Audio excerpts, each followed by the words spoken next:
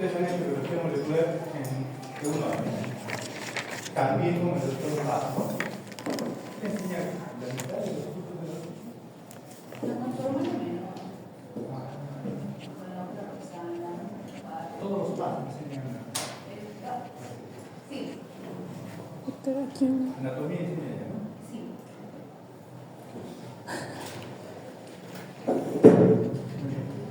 Un poco esta es la agenda de la clase. Vamos a dar un poco de conceptos, qué cosa es un genoma, qué es un gen, qué es un cariotipo, recordarles el ciclo celular, meiosis, mitosis, epigenética, algunos conceptos de técnicas básicas de biología molecular, así como el mecanismo de acción de las hormonas peptídicas, como son la FSH, la LH, la hormona liberadora de hormonoproteínas, y cómo actúan las hormonas esteroideas.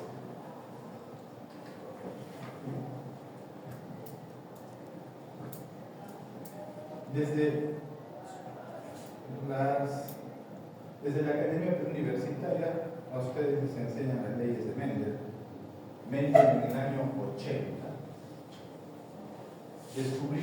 observó los principios generales de herencia, sobre todo de la herencia que le llaman mendeliana, gracias a él, que son patologías cuyo patrón de herencia es autosómico dominante, autosómico recesivo, obligado a Mendel era un monje y vio como unas judías tenían cierto patrón de herencia en una zona donde se cultivaba en el convento.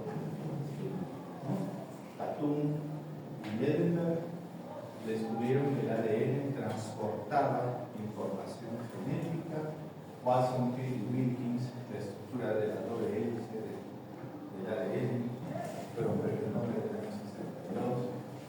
La replicación del ADN gracias a la ADN polimerasa se dio en el año 58.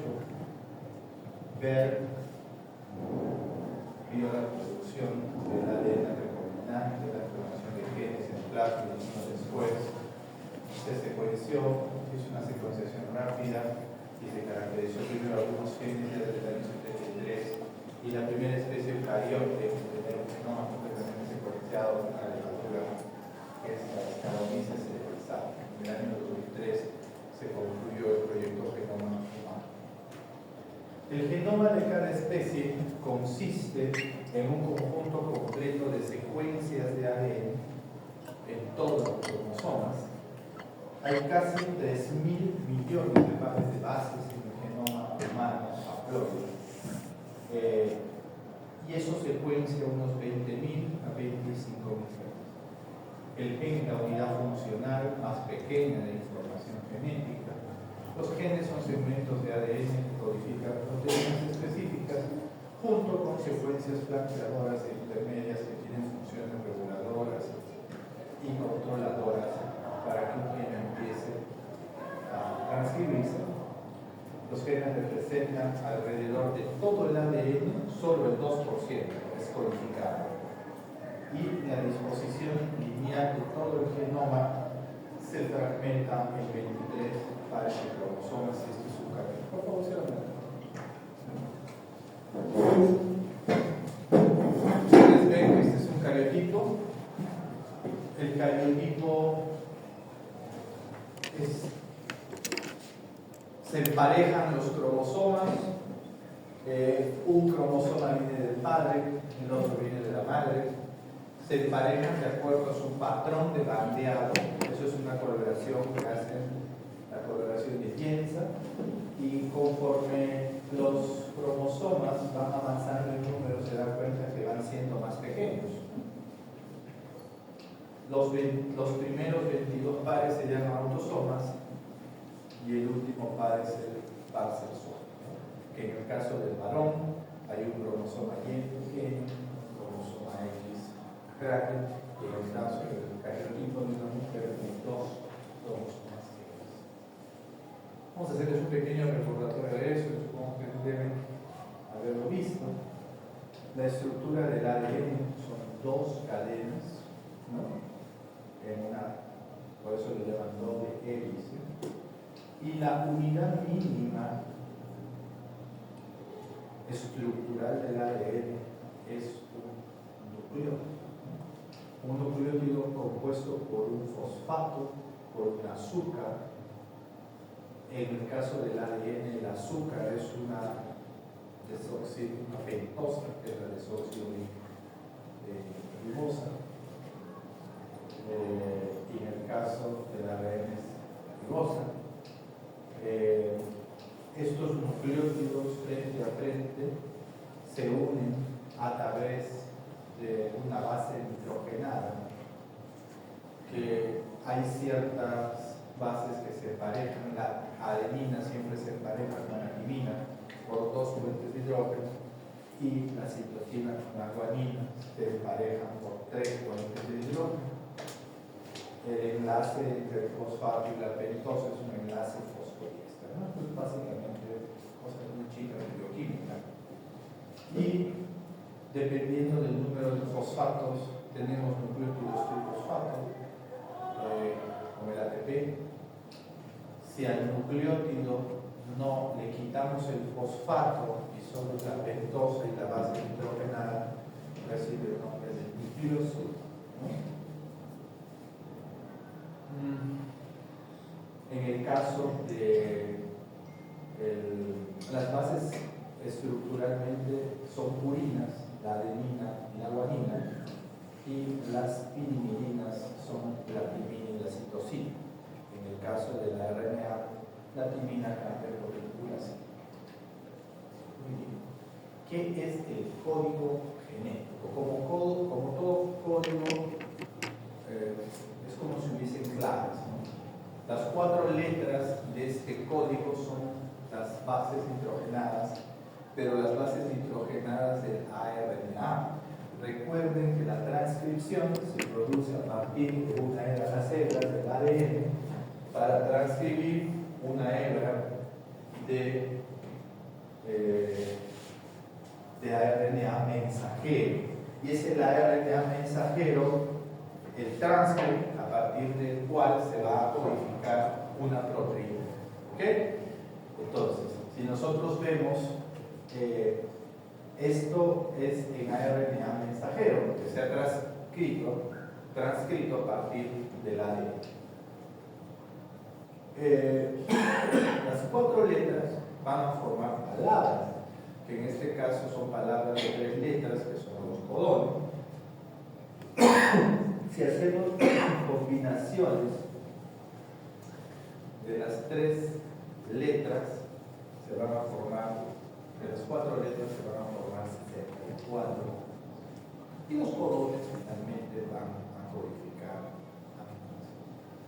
Hay 3 codones que indican que la transcripción o la transducción hace un stop, y esos son los codones UAA, UAG y UG, ¿no?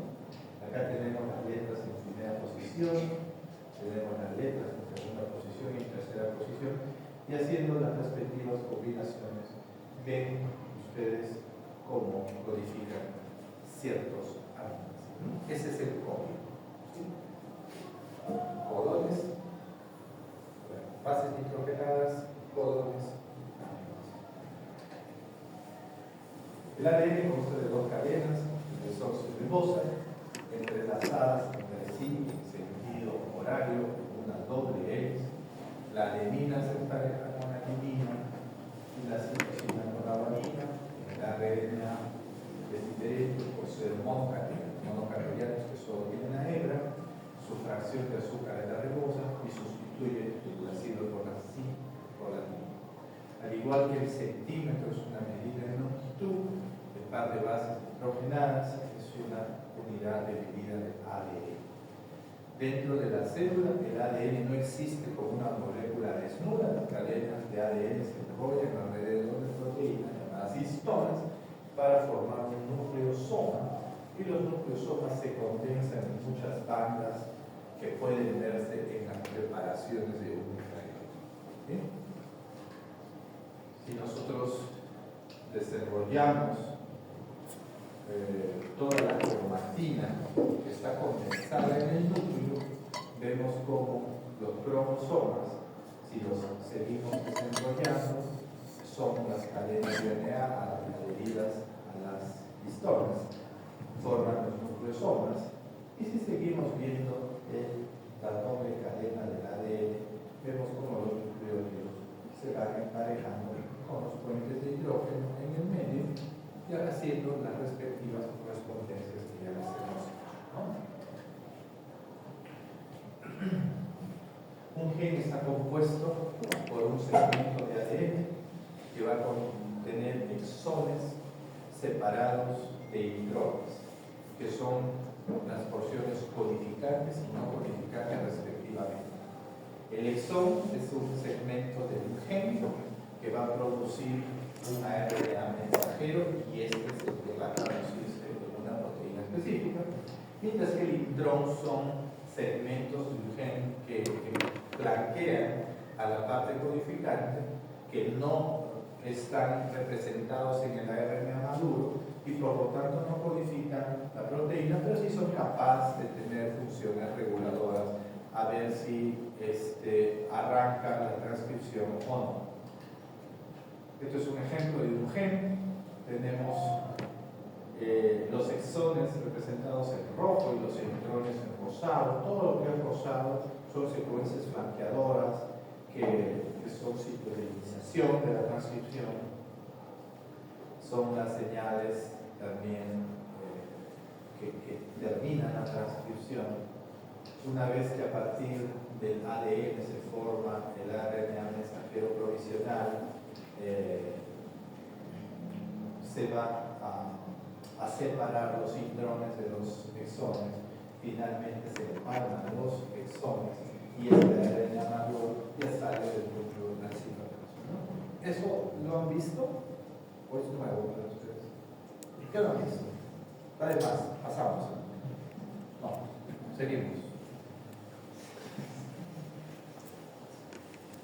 La disposición lineal de muchos genes va a formar un cromosoma, el cual consiste de un ADN unido a gran cantidad de proteínas que van a mantener esa estructura cromosómica, ¿no? Y desempeña un papel en la expresión.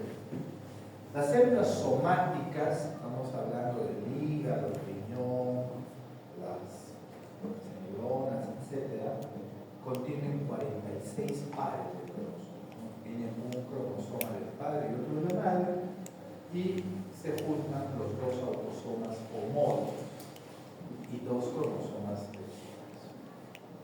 Todas las células somáticas del cuerpo son diploides, solamente las células germinales, o sea, los gametos, tienen un número amplio de cromosomas, o sea, 23 cromosomas, 22 autosomas y un cromosoma sexual.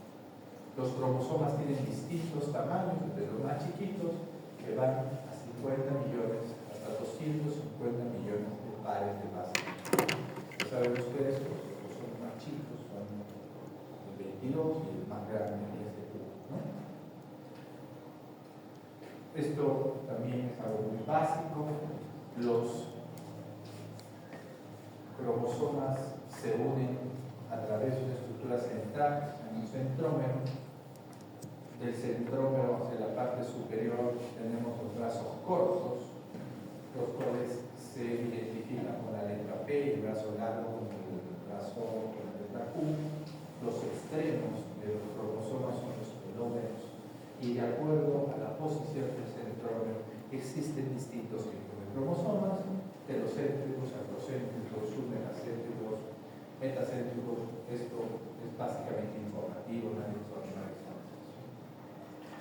La parte importante está que cuando ustedes lean cualquier libro de sus rotaciones, no solo en gineco, sino en medicina interna, en pediatría, muchas veces van a encontrar una determinada enfermedad y a su costado van a encontrar dónde está la rotación de la enfermedad.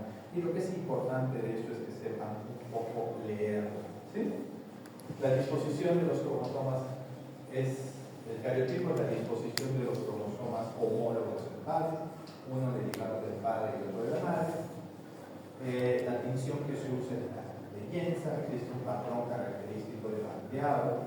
Generalmente esta disposición, el mejor momento durante la mitosis o la meiosis para hacer esto es en el estadio de metafase, donde los cromosomas se ubican en el ecuador de la célula.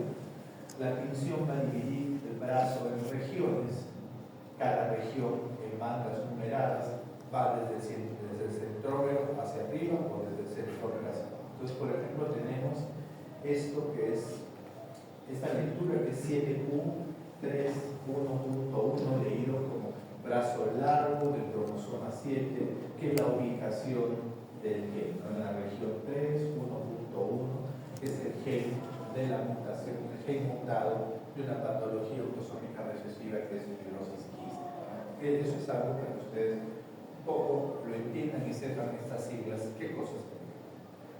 Ya que son 23 pares de autosomas, la mayoría de genes están en pares. Cuando existe una mutación, hay que ver si la mutación es homocigota o es heterocigota, y los pares son homocigotos, son similares, heterocigotos, cuando los genes por alguna razón son diferentes, ¿no? Ya sea para bien o mutados. Ciclo celular. Es importante que ustedes sepan que toda célula tiene un ciclo. Y el ciclo celular básicamente tiene dos fases: la interfase donde la célula descansa y la fase de división celular, que en el caso de células autosómicas es mitosis, en el caso de células germinales es meiosis, ¿no? Meiosis 1 y meiosis 2. Dentro de la interfase está dividida en fase G1, que es un periodo de crecimiento que da la célula. Hay algunas células que salen del ciclo celular y entran en la fase G0, luego continúa la interfase. Desde la interfase continúa la fase S. En esa interfase, la fase S de la interfase, esa es pregunta de examen, no sé si probablemente en ginecología, pero sí en varios exámenes que ustedes todavía les quedan. Es la fase en la cual se produce la replicación celular, ¿no? A partir de la hebra principal del ADN, el ADN se replica en dos dobles cadenas de células hijas a partir de sus hebras originales, y ahí interviene la enzima ADN polimerasa, ¿sí? Luego entra a la fase de G0 y ya el ADN ya está replicado para poder entrar a la mitosis, que es la parte de la división celular, del ciclo celular de las células. Bien. Los procariotes son organismos celulares, unicelulares, sin membrana nuclear, y se dividen por fisión en unas bacterias. Y los eucariotes, nosotros, son organismos multicelulares con un núcleo verdadero imitado por membrana nuclear. Todos los eucariotes, desde las levaduras hasta los humanos, se someten a una división y multiplicación celular similar. El proceso de división celular en todas las células somáticas se denomina mitosis, durante la cual cada cromosoma se va a dividir en dos para que el crecimiento y el desarrollo sean normales. Toda la información genómica debe reproducirse fielmente a cada célula. Y no nos vamos a detener en cada periodo de la mitosis. Sabemos que la mitosis, luego que entra a la interfase y la célula va a pasar, cuando se produce la replicación del ADN, va a pasar a la mitosis. La primera fase es la profase, en el cual se desaparece la membrana nuclear. Posteriormente los cromosomas se localizan en el ecuador de la célula a partir de proyecciones de los centriolos que se dan a los extremos celulares y del uso mitótico. Poco a poco los cromosomas homólogos se van separando para irse a los polos de la célula. En la anafase, y finalmente en la telofase ya vamos a tener dos células hijas, se reconstituye la membrana dos grupos de cromosomas rodeados por sus membranas nucleares formando nuevos núcleos. No es la mitosis. Se mantiene el nuevo nucleoide necrosis. La meiosis es una división celular de los gametos, cada uno con un nuevo haploide de cromosomas. Tiene dos propósitos la meiosis. Una es reducir el número de cromosomas y la otra es la recombinación genética, ¿no? Para transmitir información genética y también promover la diversidad. Si no, todos nos pareceríamos y seríamos idénticos, ¿no? Esa es una de las funciones de la meiosis. Antes de que comience la meiosis, durante la fase S del ciclo celular de un gameto, el ADN de cada cromosoma también se replica para formar cromátides cerebrales. Y acá tenemos lo que ya habíamos visto en la clase anterior. Vamos a hablar un poco de la meiosis de ovocitos. Ya hemos visto esto en las primeras semanas de vida embrionaria. La ovogonia se multiplica por mitosis, posteriormente se forma el ovocito primario. El ovocito primario arranca casi por terminar el embarazo, la primera división meiótica se detiene en el diplotema de la fase 1, y cuando la mujer entra en la pubertad y empiezan los ciclos menstruales, solamente el folículo dominante con su ovocito primario, gracias a la acción de la LH, termina la división meiótica, arranca la metafase de la meiosis 2, el ovocito es expulsado en metafase 2, solamente si es fecundado completa la meiosis 2 formando el ovocito maduro. Eso ocurre en la mujer. En el varón, a diferencia de la mujer, la espermatogénesis recién empieza de la pubertad en adelante, razón por la cual y se van formando nuevos espermatozoides cada aproximadamente 90 días. La espermatogénesis dura aproximadamente 3 meses. Muy bien. Hasta acá, ¿alguna duda? Ha sido un repaso, ¿no? Vamos a hablar qué cosa es la expresión génica. La expresión génica comprende la transcripción del ADN en ARNA mensajero, procesamiento del ARNA mensajero para producir un ARNA funcional, la transducción del ARNA mensajero en una cadena polipeptídica que se hace en el ribosoma y finalmente el procesamiento de estas proteínas estructurales para formar una proteína que cumpla una determinada función en la célula. A todo ello le llamamos expresión génica. ¿Qué cosa es la transcripción? La transcripción primeramente ocurre en el núcleo, es el primer paso de la expresión génica, es la síntesis de un ARNA monoclonal a partir de un gen de ADN bicarial. Ahí interviene la ARN polimerasa, que va a formar un ARNA mensajero siguiendo la cadena de ARNA. El proceso continúa hasta que finalmente llega una señal, un codón stop, y el ARNA mensajero es sintetizado, se va a producir un procesamiento adicional en el núcleo que lo estabiliza, lo protege de la degradación, los intrones se cortan de los exones y los exones se unen en un proceso llamado mitosis. Una vez que está listo, es transportado al citoplasma. Este es un esquema de lo que hemos hablado. Hay un ejemplo, hay un sector promotor del gen, y a partir de ahí, esta es la región que va a ser transcrita, la cadena de ADN se abre, viene se va formando el ARN a partir de esa enzima, que es la RNA polimerasa, que va corriendo de dirección 5'', se forma un ARNA mensajero provisional y finalmente el ARN. ¿Sí?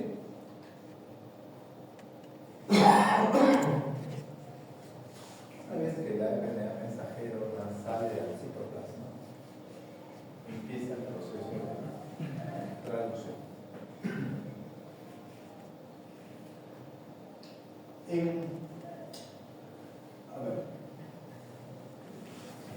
¿Se acuerda, doctor?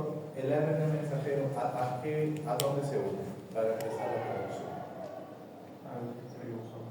Al ribosoma. ¿Cuántas unidades tiene el ribosoma en un ser humano? ¿Cuáles son las unidades? 70 y 70. ¿Alguien da más? ¿Menos? ¿O están de acuerdo? 70-30, dice el doctor. 60-30. ¿Ah? ¿La doctora?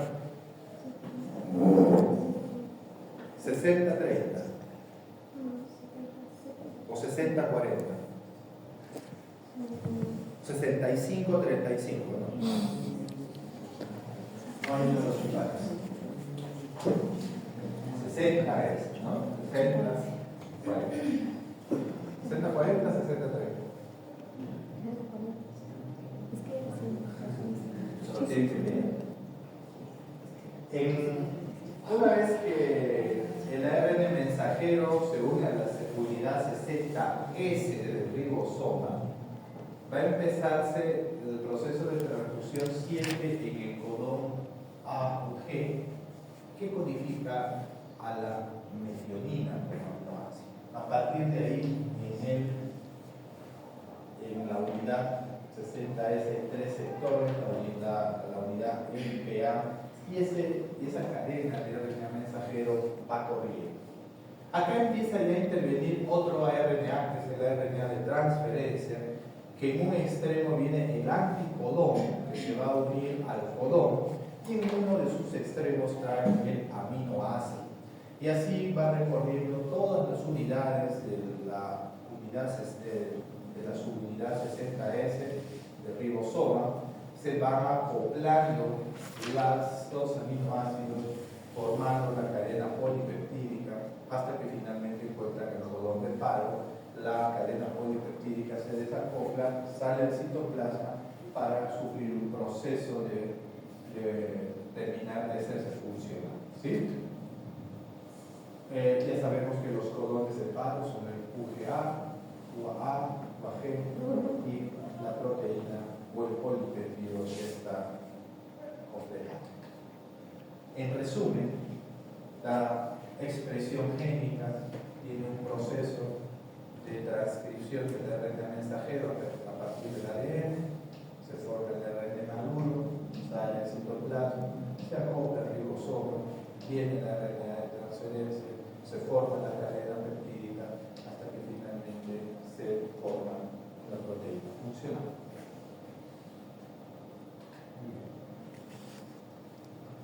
Hasta acá un poco hablamos de lo que los genes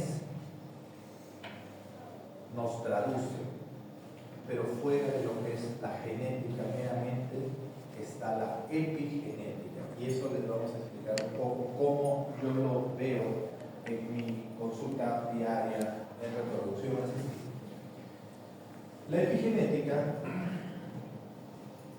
es el estudio de los cambios hereditarios en la expresión génica, pero que no implican cambios en la secuencia de ADN. La regulación epigenética puede ocurrir a través de la eliminación del ADN o por alteración de las histonas. Y aunque las modificaciones epigenéticas no producen cambios en la secuencia del ADN, tienen efectos significativos sobre la función génica y el fenotipo resultante final. ¿Cómo vemos nosotros estos? ¿Sí? Muchos pacientes que van a la consulta, gran parte de las pacientes, yo diría un 40 o 50%, tienen con edad materna avanzada y con una reserva de óvulos prácticamente muy disminuida. Estamos hablando, vamos a poner un caso típico, pacientes de 42 años con baja reserva ovárica, en el cual quieren ser papás de ella y sus hijos. Pero la reserva no nos ayuda, vienen con un óvulo, con hormonas antimunerianas muy bajas y desean ser mamás. Una de las técnicas de reproducción asistida que ofrecemos a esas parejas es la fecundación in vitro, pero con el óvulo donado. Y una de las preguntas que se hacen las pacientes es: ¿qué va a tener de mí? ¿No? ¿Qué va a tener de mí? O sea, ella va a llevar el embrión, pero un embrión resultante del óvulo de una donante con el semen de él. Y ahí es donde entra la epigenea. Se ha visto, y hay muchos estudios sobre el tema, en el cual el embrión que se implanta en el endometrio de la receptora interviene en la expresión de los genes, del genoma original, ¿no? Ahí pueden haber zonas que esta receptora contribuye a metilar o el ADN o las histonas y puede hacer que un gen que estaba destinado a expresarse no se exprese y un gen que no estaba destinado a expresarse se exprese y viceversa. Entonces el resultado, si bien es cierto del fenotipo final de ese ser humano, va a ser la combinación de la genética que viene con la epigenética en la cual va a participar la receptora. Entonces, si bien es cierto, no va a salir con la nariz de ella, ni con el pelo de ella, ni con la cara de ella, también no se busca una donante que sea fenotípicamente muy dispar, sino se trata de buscar características generales que se parezcan, sí va a intervenir en el resultado y en el fenotipo final de ese bebé que finalmente van a ser, ¿no? Entonces, ahí es donde entra a jugar la epigenesia, favoreciendo o no la expresión de ciertos genes con procesos de metilación en el ADN y en las proteínas históricas. Y de eso les invitamos a que busquen información si les interesa, porque eso está hace bastante tiempo de epigenética investigativa. No pretendemos que sepan estas técnicas de biología molecular, pero yo creo que un médico, un estudiante de medicina por lo menos, tiene que tener conceptos claros qué cosa es un PCR, porque un PCR sí es una técnica de biología molecular que está en varias aplicaciones en todas las especialidades y les vamos a mostrar cómo también en ginecología podemos hacer. Otra de las cosas que hacemos en reproducción, sobre todo cuando los embriones provienen de gametos de mala calidad, llámese óvulos de mujeres con edad materna avanzada o provenientes de espermatogramas muy alterados, tenemos la necesidad de biopsiar al embrión, hacer una secuenciación de sus genes y ver si este embrión por lo menos es euploide o es aneuploide para poder transferirlo en el útero. Todas las técnicas de secuenciación masiva del ADN están basadas en reacción en cadena de fluidos. Vemos un embrión que tiene el tronco ectodermo, que es la envoltura externa, de la cual se va a formar la placenta, y vemos la masa celular interna, que es de donde se va a dar origen al bebé. A través de diferentes técnicas, hoy en día tenemos un láser que rompe la zona pelúcida y se extrae 5 células. Esas 5 células se extraen, se saca la cromatina, los cromosomas del núcleo, ¿ok? Luego se va a preparar a partir de un sector pequeño, se amplía todo el genoma, pasa por un secuenciador y ese secuenciador nos da un informe de ver si en un determinado cromosoma hay un cromosoma de más o hay un cromosoma de menos. Y esto es lo que en la clínica nos manda. Entonces acá les vamos a mostrar 2 resultados de pacientes reales. En este primer paciente se ha mandado a secuenciar 5 embriones y estos embriones acá vienen en los resultados. Esta paciente, por ejemplo, ningún embrión vino normal.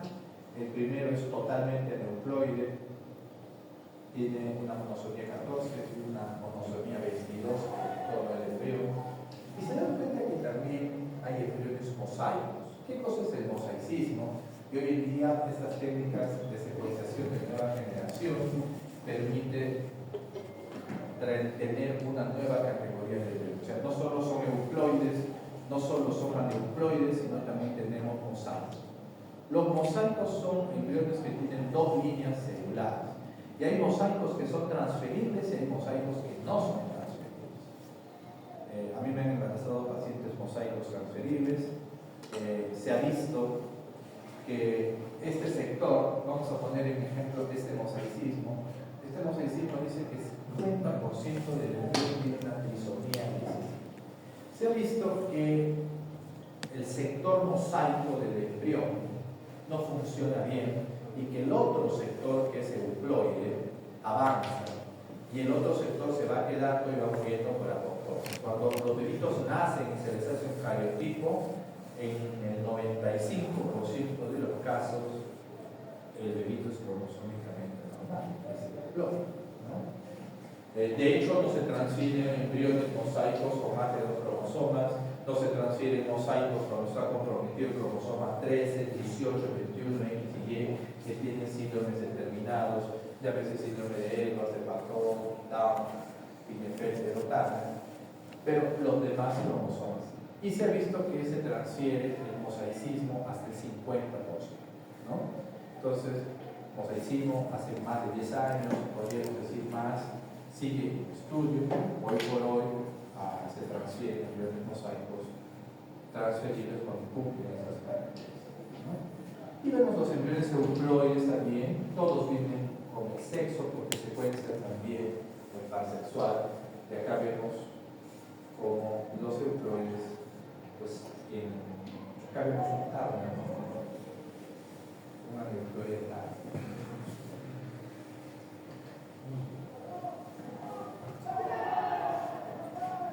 Hablábamos el otro día de las hormonas esteroideas.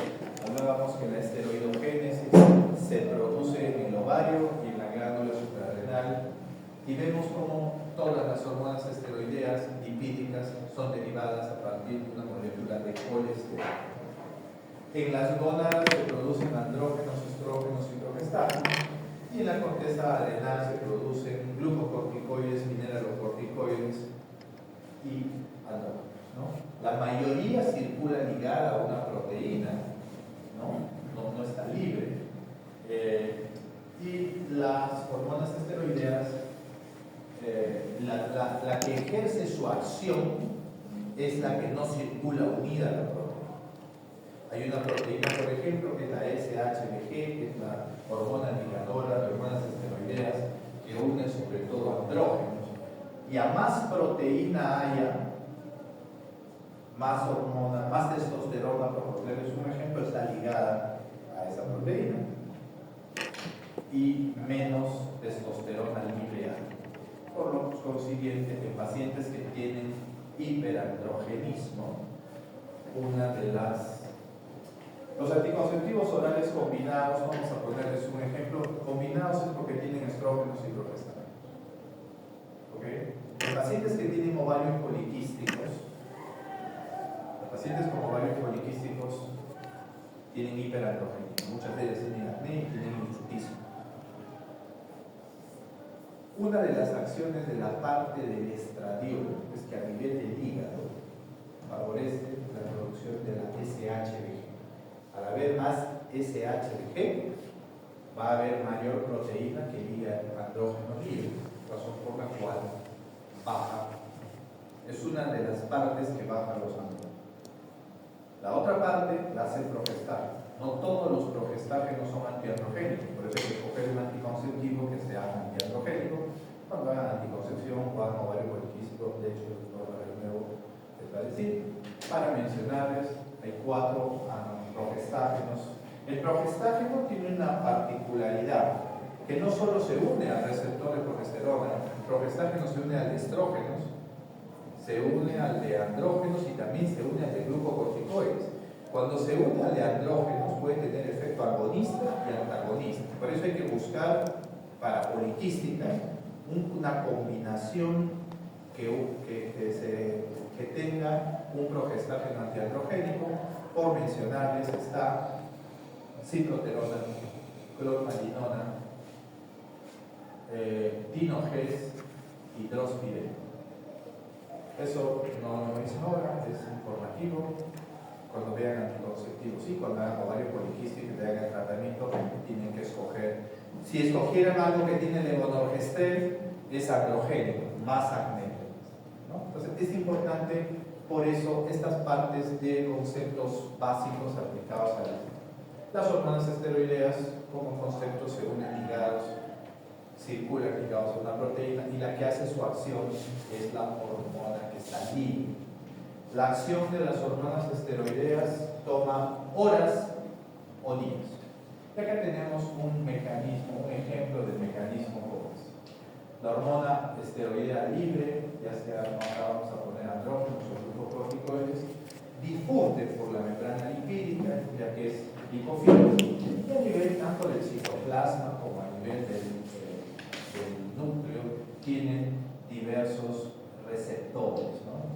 Una vez que entran al núcleo, desencadenan procesos de transcripción, el transcript sale al citoplasma, traduce proteínas que finalmente son las que dan la secreción. Entonces, concepto, las proteínas esteroideas, las hormonas esteroideas difunden libremente al ser esteroideas y su mecanismo es a través de receptores que están en el citoplasma o en el núcleo.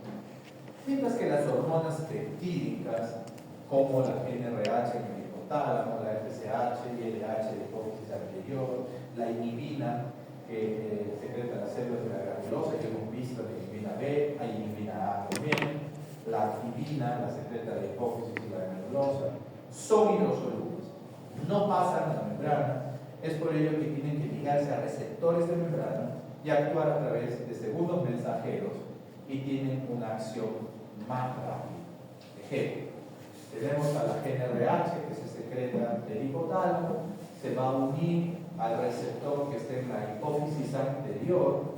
Este receptor está acoplado a una proteína G que forma adenilciclasa. La adenilciclasa convierte ATP en MP cíclico y el MP cíclico va a activar algunas proteínas quinasas que van a favorecer la salida de los lisosomas de la FSH y la FSH posteriormente va a ser. Entonces, hormonas que son hidrosolubles actúan a través de los mensajeros, sus conceptos básicos de fisiología. Muy bien, para redondear, vemos cómo a nivel del hipotálamo la GnRH estimula la hipófisis, que secreta FSH-LH, estimula el ovario, la FSH inicialmente actúa a nivel de las células de la granulosa para favorecer la producción de estradiol. Vemos como la teoría de las dos células y las dos monotrofinas, la producción de estradiol inicia a través de la LH, que se une a las células de la teca, que producen andrógenos. Los andrógenos difunden a la granulosa y por acción de la aromatasa, los andrógenos se convierten en estrógenos. La aromatasa es favorecida por la acción de la FSH, ¿no? Dos células, dos monotrofinas, y el estradiol hace feedback negativo la mayoría del ciclo, hasta que el estradiol le dijimos que se eleva hasta cierto valor que hace el feedback positivo en la LH, que en el momento preovulatorio va a ser el pico.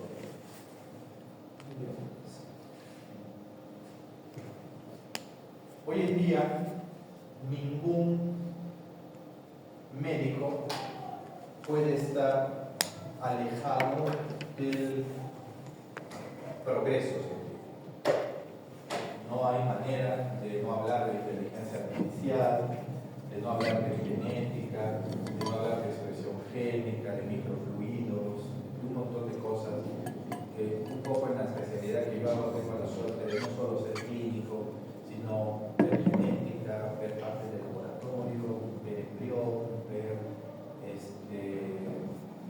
el transcriptoma del endometrio, genes que se expresan en la ventana de implantación y una serie de cosas que en los congresos de fertilidad, yo acabo de venir del congreso de reproducción que ha sido hace 10 días en el país, y realmente en los congresos ustedes saben que no solo son partes teóricas, sino hay todo un contexto de expo. Cuando uno sale en los breaks a ver, realmente la cosa es extraordinaria. Y hay que estar para demostrar algo, cualquier investigación primero hacen lo que se llama una prueba de concepto. Yo parto del concepto que, no sé, la GNRH estimula a la hipótesis. Y a partir de ahí, recién probando la prueba de concepto, empiezo a probar diferentes cosas y hago una investigación básicas aplicadas a la química. Entonces, no se sepa básicas, no te vamos a poder explicar muchos mecanismos de enfermedad y eso es. El progreso de la biología molecular es inexorable, el futuro de la medicina preventiva hoy en día yo creo que está en boga. Yo creo que en un futuro cada uno de nosotros va a tener un chip con su genoma, iba a decir yo con la doctora no me puedo casar porque vamos a tener fibrosis quística y preferible que ella vamos a tener la mayor chance de tener un embrioncito con una enfermedad autosómica recesiva y preferible no hacerlo por el bien del equipo.